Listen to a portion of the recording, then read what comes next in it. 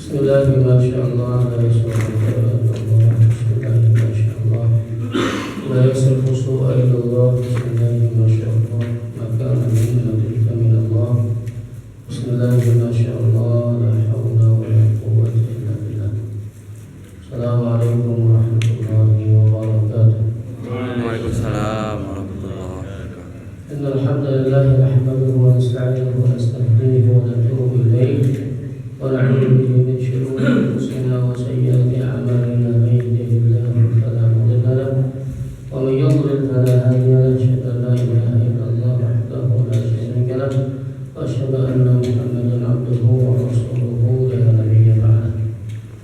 Ya masyarakat maghrib yang dimuliakan Allah Subhanahu wa taala. Kita lanjutkan pengajian kita Al-Fiqhul Manhaji, Fiqh Manhaji dalam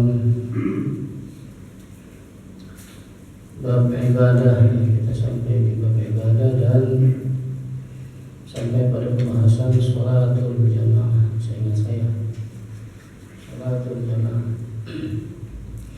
Jamaah dimuliakan Allah Subhanahu wa taala.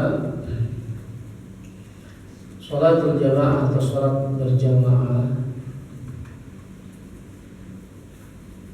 tentu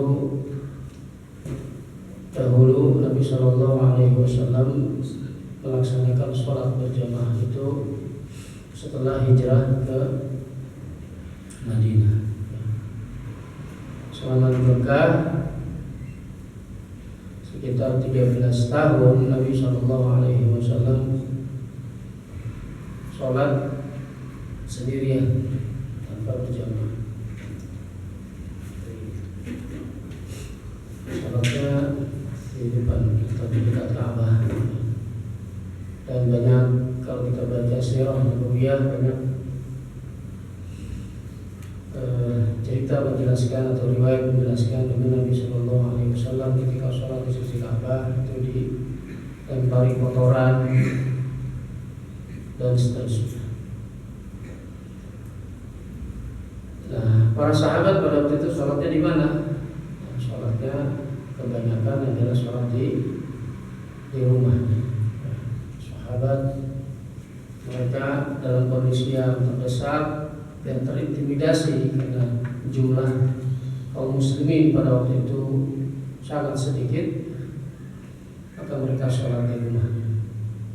Nah, ketika hijrah ke Madinah, Nabi Shallallahu Alaihi Wasallam aqama al-jamaah wa wadhaba 'alaiha. Nabi Shallallahu Alaihi Wasallam melaksanakan sholat berjamaah, tentu karena kondisinya sudah kondusif, suasananya kondusif, kaum muslimin sudah memungkinkan untuk sholat berjamaah dan melaksanakan ibadah secara terang-terangan, maka Nabi SAW dan para sahabat melaksanakan sholat berjamaah secara rutin, sholat fardu berjamaah.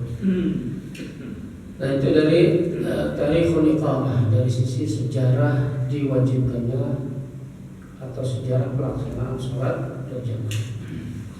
Hukumnya apa? Hukum sholat jamaah itu ada khilaf di antara ulama.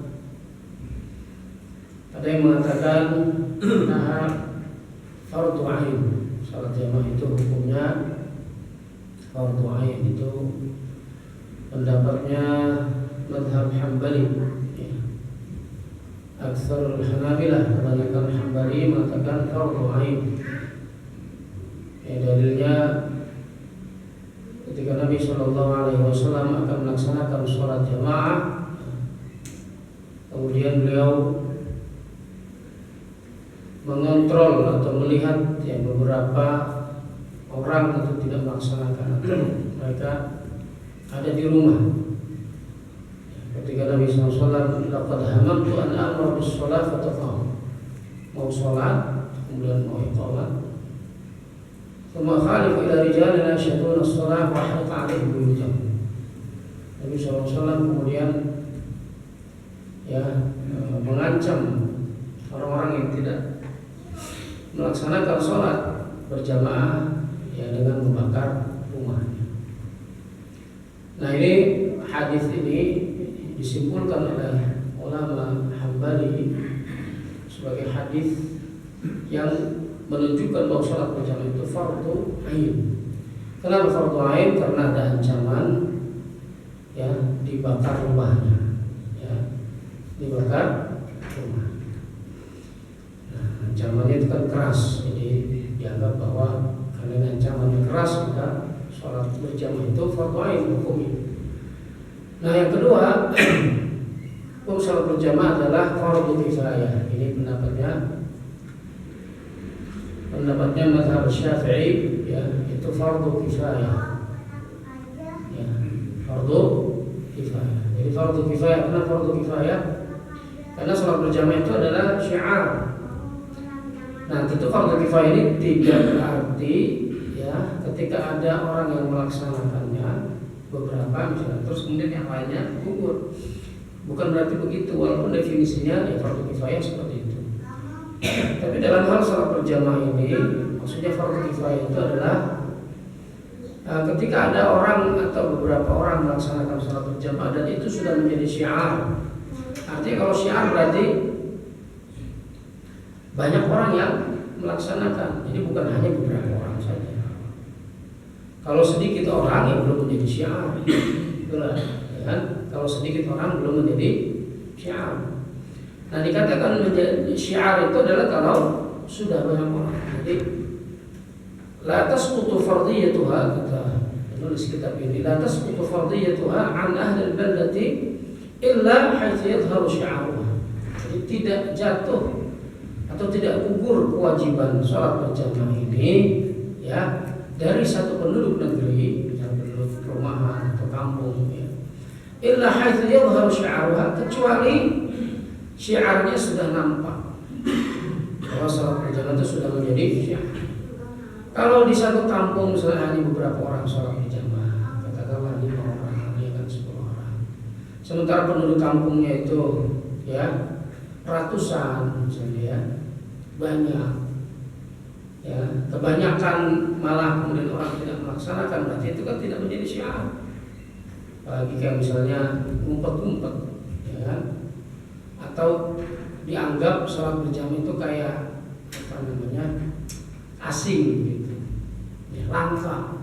Nah, kalau langka bukan syiar. Nah, jadi fardu kifayah menurut mazhab Syafi'i di sini adalah selama syiarnya belum nampak, syiar sholat berjamaahnya belum nampak di satu tempat itu, ya maka semuanya masih menanggung hukum wajib, ya, bagi semuanya, maka fardu kifayah. Nah, kalau tidak menjadi syiar dan kalau sama sekali misalnya tidak dilaksanakan oleh penduduk kampung itu, sama sekali misalnya tidak dilaksanakan, atau ada yang melaksanakan tapi tidak menjadi syiar, misalnya dilaksanakannya apa sembunyi-sembunyi, ya dianggap langka misalnya, ya, nah maka itu seluruh penduduk negeri itu berdosa, ya. Seluruh penduduk negeri berdosa. Nah itu apa namanya menurut mazhab Syafi'i fardu kifayah. Nah, ada yang mengatakan sholat jamaah itu fardu sunnah muakkadah, ya sunnah muakkadah. Sunnah muakkadah itu pendapatnya mazhab Hanafi dan Maliki, ya, masyhur min qaul Malikiyah. Itu sunnah muakkadah. Itu sunnah muakkadah definisinya kita paham. Jadi dia ditekankan, dianjurkan, atau sangat dianjurkan. Dia sangat dianjurkan. Kalau tidak dilaksanakan tidak berdosa. Ya, itu sunnah muakkadah. Nah, yang terakhir ini pendapat yang lebih tasyaddud, ya, dari pendapat pertama. Pendapat pertama tadi fardu ain. Tapi kalau ini syarat sahnya sholat. Nah, pendapat yang keempat adalah syarat sahnya sholat. Jadi syarat sahnya sholat adalah sholat berjamaah dilaksanakan secara kalau tidak berjamaah berarti tidak sah sholatnya. Ya, itu pendapat. Itu salah satu riwayat dalam riwayat Imam Ahmad yang mengatakan demikian. Tapi ya sedikit yang mengatakan itu. Ya. Nah jadi itu. Nah, kira-kira menurut Bapak apa hukum sholat berjamaah? Sunnah muakkadah. Sunnah muakkadah. Pendapatnya Hanafi, pendapatnya Maliki. Ya. Ya kalau di Indonesia fardu kifayahnya, nah masalahnya fardu kifayahnya ini ya yang kemudian dianggap sepele. Ya. Jangan kebanyakan orang kita menganggap fardu kifayah, misalnya mengurusi jenazah fardu kifayah, ya kan? Atau menyolati jenazah misalnya kan fardu kifayah.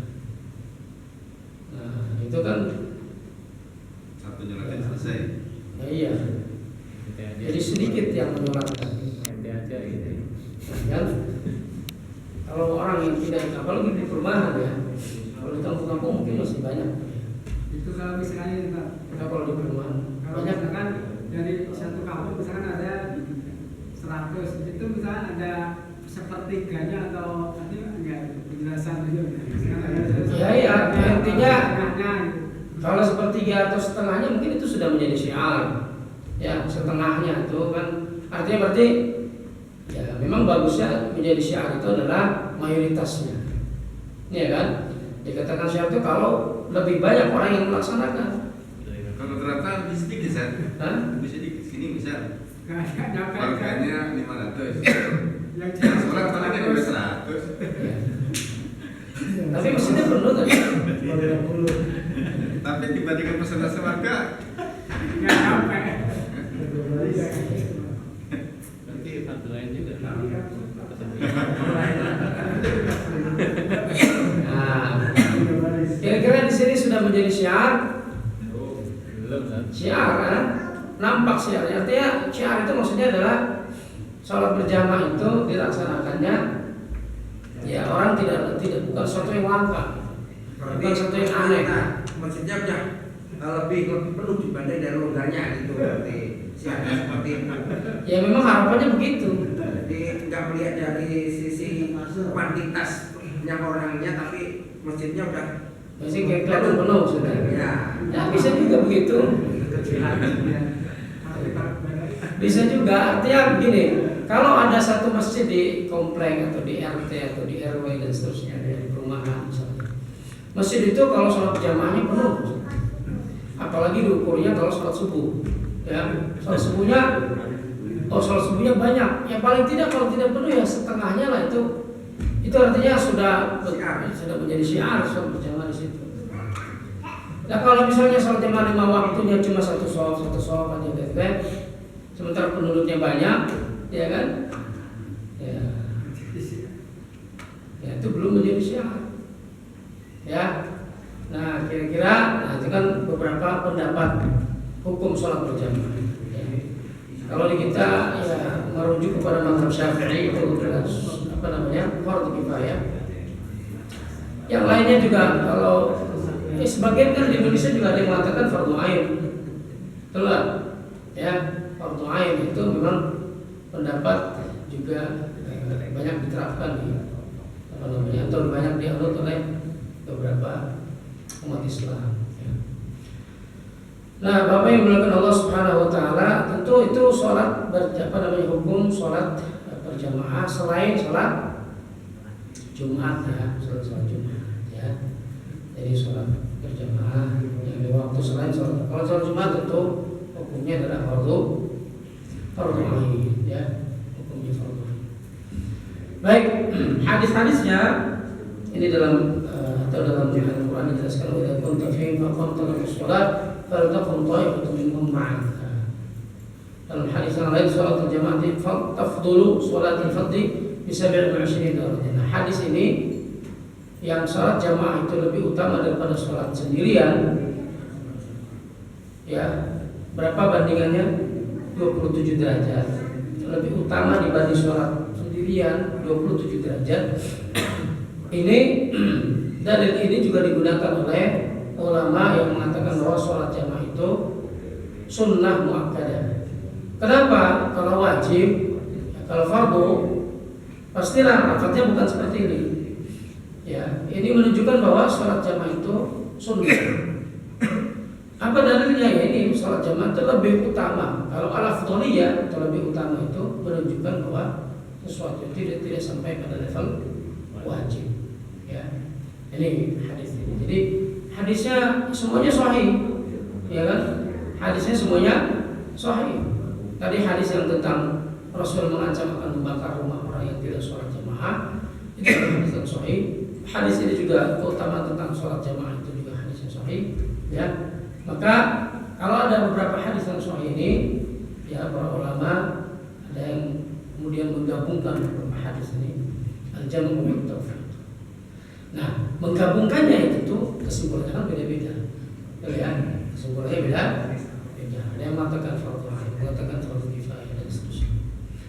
Baik, kemudian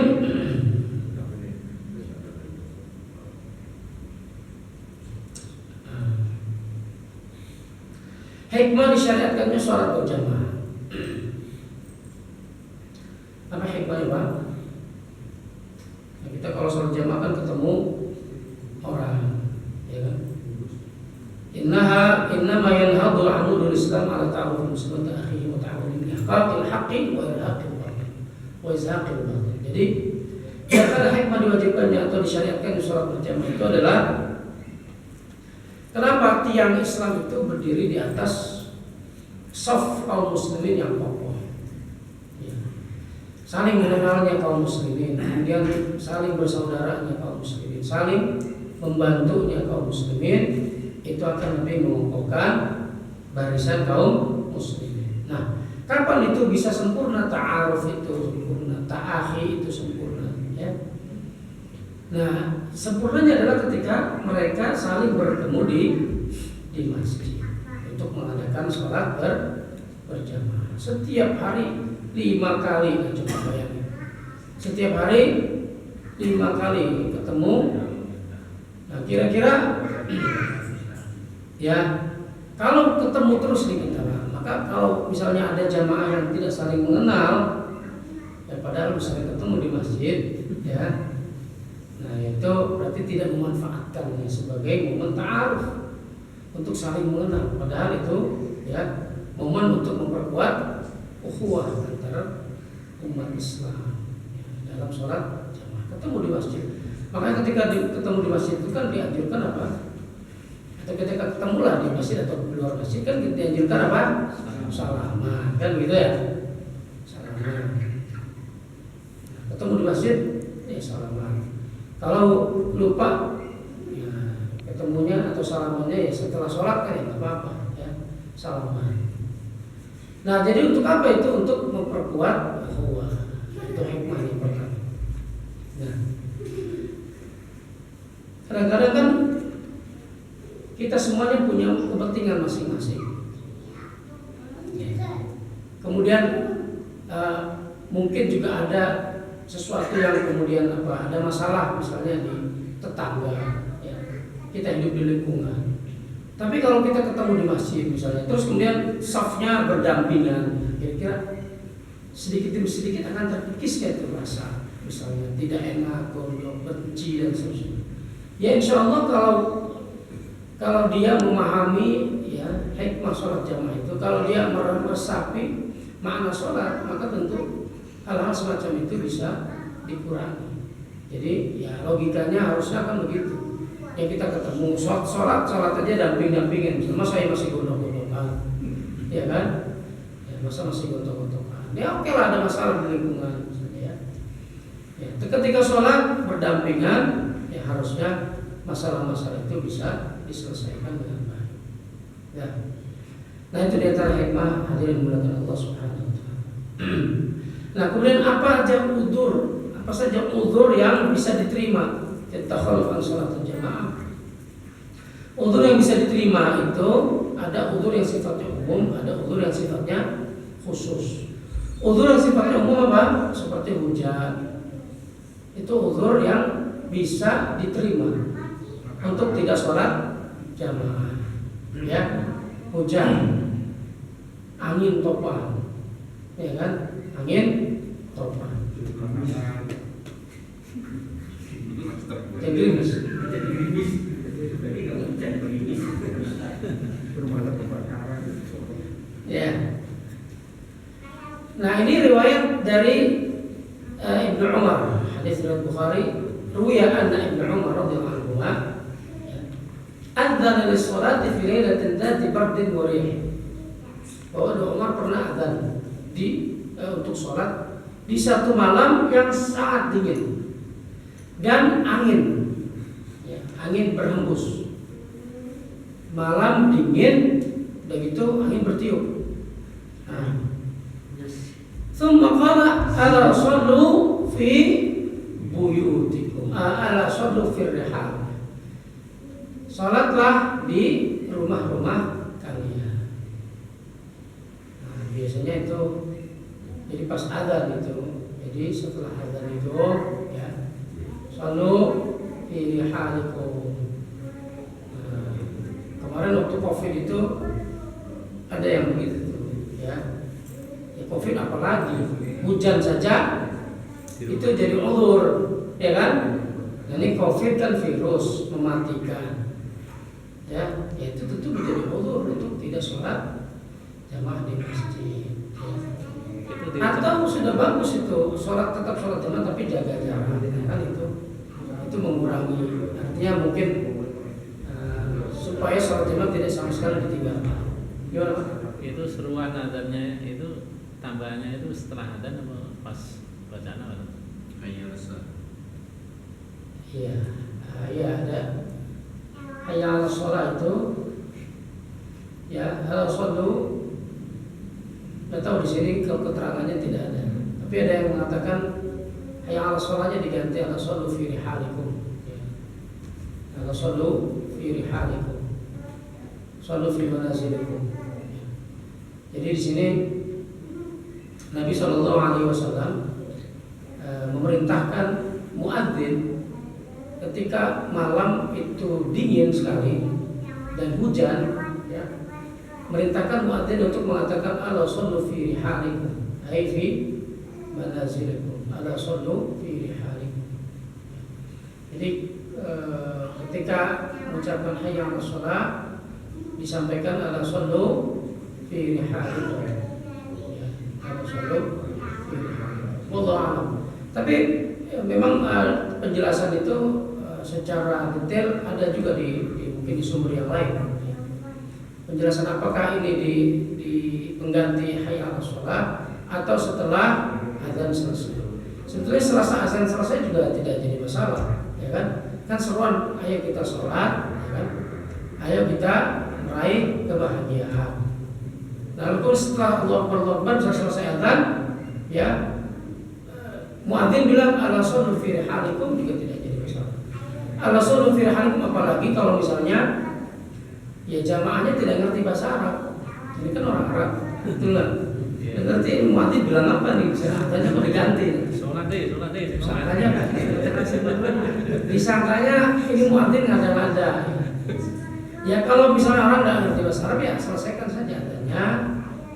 Misalnya terus baru kemudian disampaikan atau diumumkan oleh muadzin, ya silakan sholat di rumah masing-masing. Ya kan begitu, ya.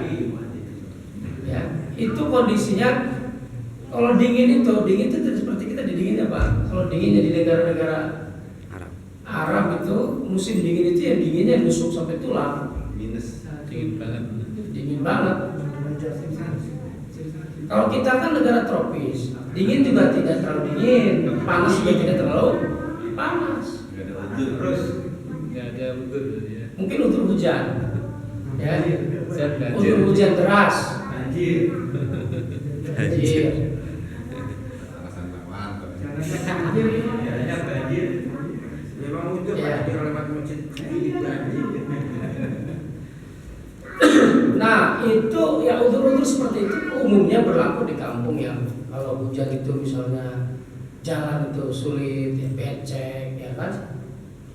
Kalau sekarang secara umum ya sudah bagus. Kecuali banjir ya, kecuali banjir misalnya kita tidak bisa melewati jalan itu ya. Itu menjadi udur. Nah itu udur yang umum ya, udur yang. Kemudian udur yang khusus ini seperti sakit, ya, lapar, haus, ya. sangat lapar, sangat haus. Kalau lapar ya saat lapar, mau ngemil ya, cuma ngemil, ya, nggak sholat jamaah. Rasanya mau ngopi dulu misalnya. Ya. Nah, atau takut misalnya karena di jalan itu di tengah jalan ada orang tukang begal misalnya, ya. Jadi khawatir terhadap dirinya dan terhadap hartanya. Itu juga uzur. Wa mudafa'ati hadatsi min baulin aw ba'itin. Termasuk menahan hadas.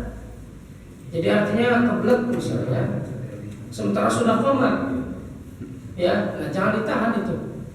Kebelet pipis atau kebelet kebelet apa? Yang di belakang itu. BAB. Nah, itu tidak boleh ditahan. Jadi dilakukan dulu itu hajatnya, dibuang dulu hajatnya, baru ya sedapatnya. Kalau sholat jamaahnya masih ada ya tidak apa-apa, sholat lanjut. Kalau tidak ada juga tidak apa-apa, itu uzur. Ya. Nah, termasuk lapar, ya kan? Lapar sekali. Itu dalam hadis dijelaskan, hadis dari Bukhari Muslim. Puasa itu. Idza wudi'a 'asha ahadikum, jika makan malam sekalian sudah disiapkan, ya, wa qimatus shalah, dan qomat sudah dilakukan, fabda'u bil 'asha, maka mulailah makan malam. Ya, ini kalau sudah disiapkan. Wala yu'ajjilanna hatta yafragha minhu, dan jangan buru-buru. Jangan buru-buru sampai dia selesai melaksanakannya. Ya, kalau belum lapar walaupun udah siap ya sholat aja dulu, ya kan? Soalnya sudah sangat lapar, tidak bisa ditahan. Sehingga apa? Kalau sholat dia mikirin makan, daripada sholat mikirin makan, makan mikirin sholat. Makan mikirin sholat. Begitu ya Pak. Nah, itu jangan boleh buru-buru. Ya, jadi misalnya ada lapar dan sudah komat, ya ini makannya dicepetin ya, bahaya itu, salah selek, ya sedap, bisa nafas gitu ya. Nah, karena Nabi juga mengatakan dalam hadis la sholat bi hadratil ta'amin, tidak sah sholat atau tidak sempurna sholat ya dengan hadirnya makanan, wala huwa yudafi'uhu al-akhbathan, atau dalam kondisi dia menahan dua hadas kecil dan hadas kecil, maksudnya dua hadas, dua akhbathan di sini adalah pipis dan BAB. Wa kamulazamati qarimin lahu idza kharaja ila al-jama'ati wa mu'sir. Nah, ini termasuk jadi ada orang yang punya misalnya deh, jadi punya hutang, ya kan? Sementara dia tidak bisa bayar hutang. Kalau dia keluar sholat jamaah, takut ketemu orang yang nagih. Uzur itu uzur juga kan? Itu uzur bagi muksir. Perhatikan ya, tidak semua orang yang berhutang. Apa muksir itu? Muksir itu memang dia tidak bisa, sama sekali tidak bisa bayar hutang. Kenapa? Karena kondisi ekonomi, misalnya karena PHK, sementara dia punya hutang. Ya, sementara orang yang punya piutangnya nggak mengerti, ya nggak mau.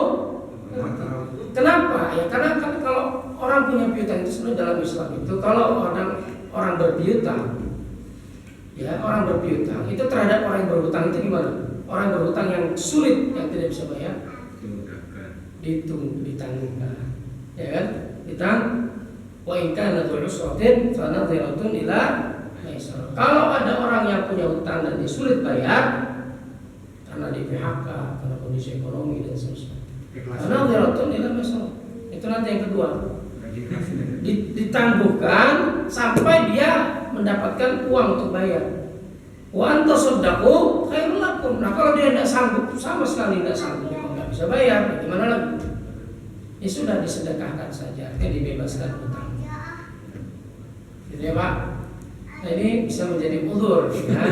Nah, kolektor. iya, kolektor. Ini mau sholat jamaah malah Ada ditagih, ya kan? Nah, sehingga apa? jadi sholat. Jadi gak jadi sholat jamaah. Nah itu menjadi udzur. Ya, jadi utangnya banyak gimana? makanya jangan sering banyak hutang. Banyak hutang. Karena kalau banyak hutang ya jadinya sulit mulu. Jadi kan nggak bayar. Waktu dirihan jariha, waktu dirihan jari. Nah, makan makanan yang tidak sedap tuh, itu juga jadi udzur itu. Maksudnya jadi udzur itu maksudnya dibersihin dulu, ya. Kenapa? Ya, jangan sampai kondisinya masih bau, ya terus kemudian itu masih. Single piring nih. Jadi ke masjid misalnya bau, ya belum sikat gigi, jadi disikat dulu baru kemudian ke masjid. Ya, au yakunu murtajian siaban ya qadirah tu'ti bi qadarati awliha. Termasuk pakai baju yang bau. Pakai baju sudah berapa hari enggak dicuci, bau. Itu kan itu membuat orang lain terganggu. Bau tidak sedap itu juga membuat orang lain terganggu, ya. Nah, hadis Nabi SAW dari Imam Bukhari dan Muslim dari Jabir radhiyallahu anhu anna Nabi SAW qala man akala thawman, kata Nabi, barang siapa yang makan bawang putih, ya, bawang putih itu kan yang bau sedap ya. Wa qisa ghayrahu min al-'adhar alaihi, dan kemudian dikiaskan, para ulama mengkiaskannya dengan jenis makanan lain yang punya bau yang menyengat. Nah, bawang putih, jengkol, petai kalau kita banyak. Ya, faly'tazilanna aw qala faly'tazil masjidana wa yaqut fi baiti. Kata Nabi SAW, hendaklah dia menyendiri atau menjauhi masjid kami dan duduk di rumahnya. Jadi nggak boleh sholat jamaah, ya kan? Nah, kalau itu bisa dihilangkan ya dihilangkan, tentunya pakai sikat gigi dulu, ya kan? Sampai hilang. Kadang-kadang yang sendawa dari dalam itu yang nggak hilang. Habis sholat sendawa, Dul. air bawang putih yang keluar semua. Makanya Nabi SAW di sini mengatakan, ya jauh-jauh dari masjid kami, ya jangan kalau mau makan atau sholat jamaah harus bersih dari bau-bau. Syurut yuqtada bihi, ini syarat yang siapa yang patut diikuti atau patut dijadikan imam. La budda fi man yakunu imaman, orang yang jadi imam itu harus punya syarat yang bisa dipenuhi. Dan tatawafar fi syurutul muayyan aktsaruha nisbiyah hasba halil ma'mum. Itu kebanyakannya adalah sifatnya relatif ya, tergantung kondisi makmum. Nah, pertama apa? Secara umum pertama, anaya alamal muqtadi butlan salat imami aw ya'taqid. Al-muqtadi itu artinya orang yang mengikuti, berarti makmum. Ya. Makmum itu tidak mengetahui batalnya sholat imam, atau ya makmum itu yakin bahwa sholat imamnya itu batal. Nah, kalau begitu ya berarti ya makmumnya jangan ikut makmum imam itu, ya kan? Nah, imamnya juga tentu harus mau mengalah. Ya, karena pasti kan ada yang benarnya, entah dia yang salah atau makmumnya yang salah, atau dia yang benar atau makmumnya yang benar. Contohnya pada sini istihad fi jihatil qiblah, tentang misalnya istihad kiblat, arahnya kemana? Ada dua orang yang beristihad. Salah satunya mengatakan bahwa kiblat itu arahnya misalnya ke sana, yang lain lagi mengatakan ke sana. Nah, maka kedua orang ini tidak boleh saling mengikuti. Jadi tidak boleh kemudian salah satunya menjadi imam. Ya, kenapa? Waduh bingung ya. Ya, yang satu meyakini bahwa dia batal ataupun salah, ya kan? Ya, jadi udah nggak perlu kemudian salah satunya menjadi imam atau makmum bagi yang lain. Nah, itu yang pertama. Kemudian yang kedua, alla yakuna ummiyan wal muqtadi qari. Ini imamnya Fatihahnya berantakan, sementara makmumnya bisa baca. kecuali makmumnya sama-sama. Ya kan? Makmumnya misalnya ya bacanya juga begitu. Nah itu boleh-boleh saja. Tapi kalau ada makmum yang pintar baca Quran, ya kan? Sementara imamnya bacanya berantakan, nah itu tidak patut dijadikan imam. Nggak mau diganti, Seth. Hah? Nggak mau diganti. Nggak mau diganti. Di kampung itu banyak yang gitu. Ini ya harus bersabar. Pelan-pelan ya. Ini masjid gue, kenapa yang larang gue? Nah, urusannya memang seperti itu. Ya harus pelan-pelan. Kalau sama orang tua memang pelan-pelan. Karena itu orang tua kan merasa senior. Senior. Ya. Hai.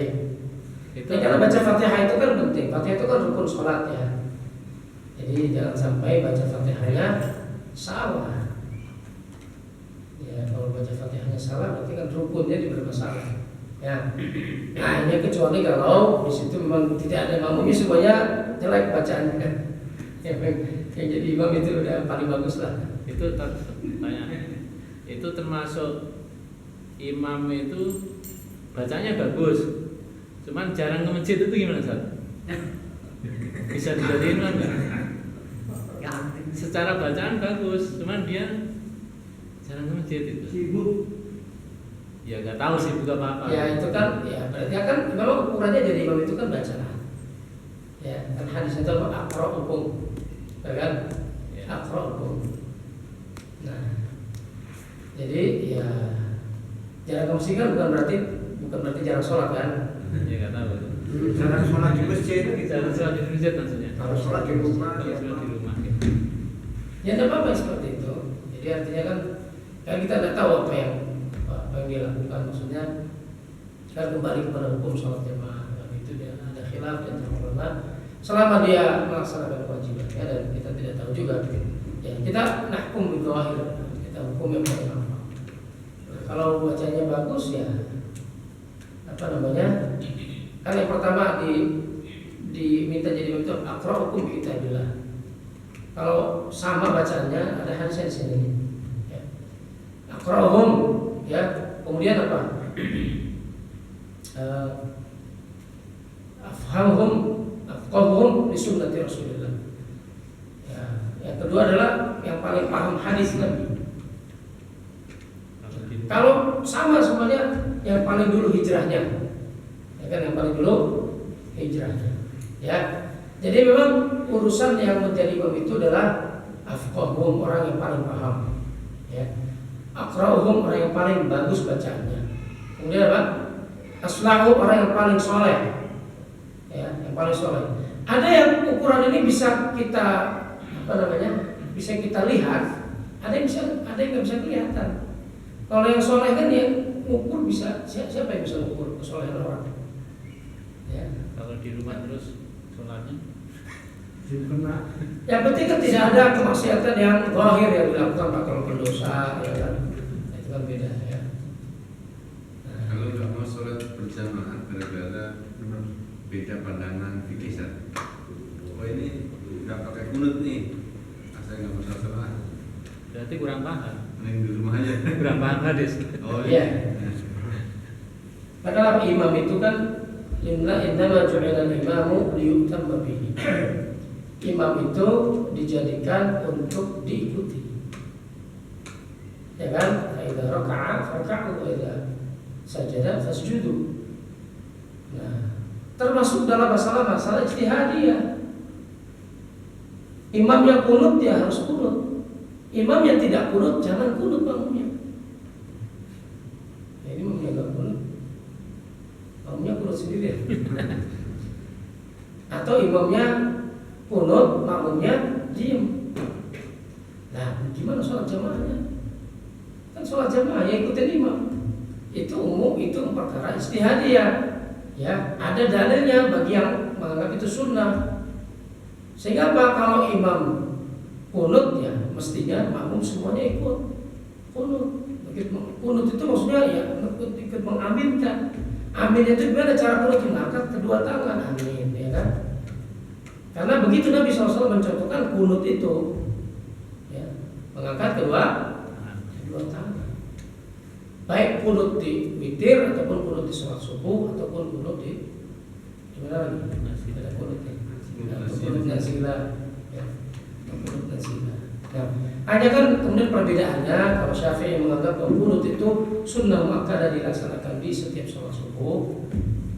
Ya, ada yang menganggapnya kunut itu sunnahnya adalah saat nawazil, kejadian penting atau perkara-perkara yang butuh perhatian umat, ya. Dan kunut nazilah itu tidak hanya sholat subuh, ya kan, dilaksanakannya setiap sholat 5 waktu, ya.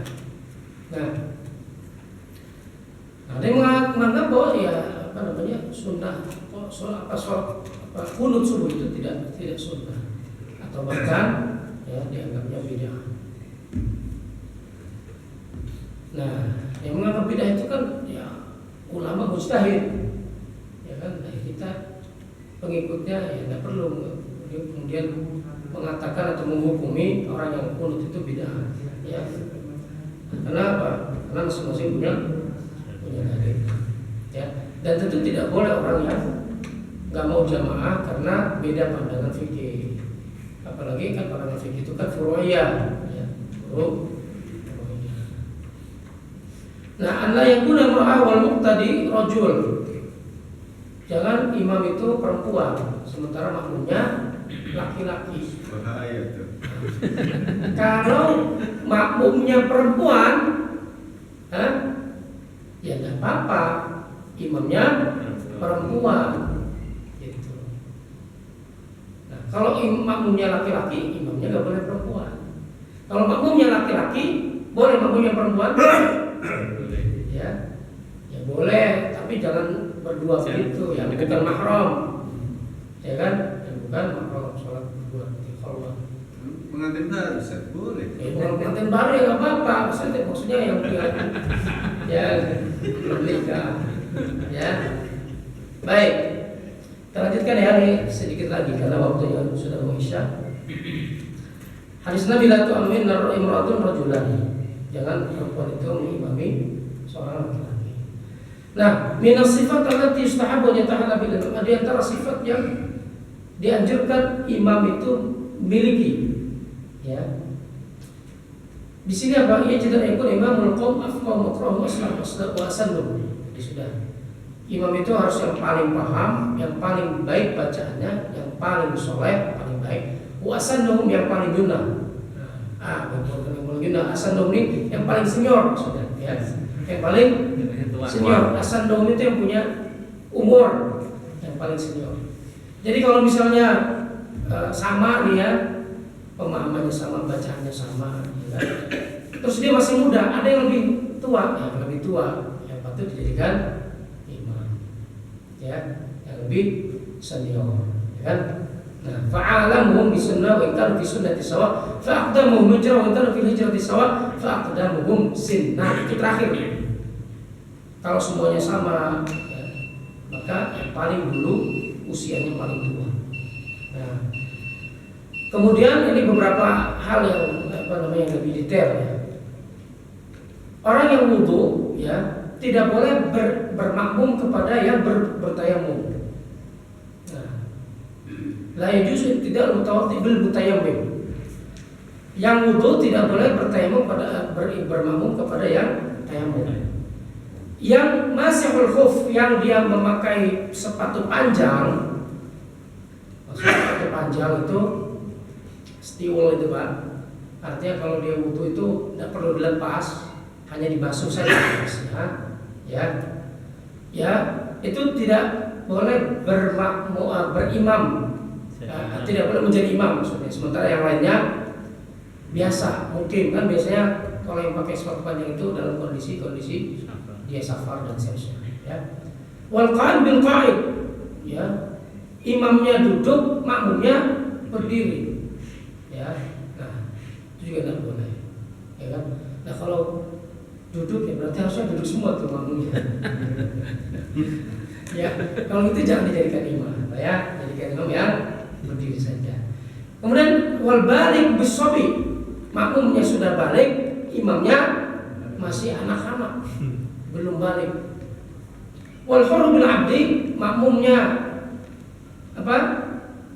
Merdeka, imamnya hamba sahaya, ya, dan seterusnya. Nah, ini atau misalnya sholat fardu dan sholat sunnah, makmumnya lagi sholat sunnah, makmumnya sholat wajib, imamnya sholat sunnah. Jadi makanya maksudnya bermakmum kepada orang yang sedang sholat sunnah itu tidak boleh, ya kan?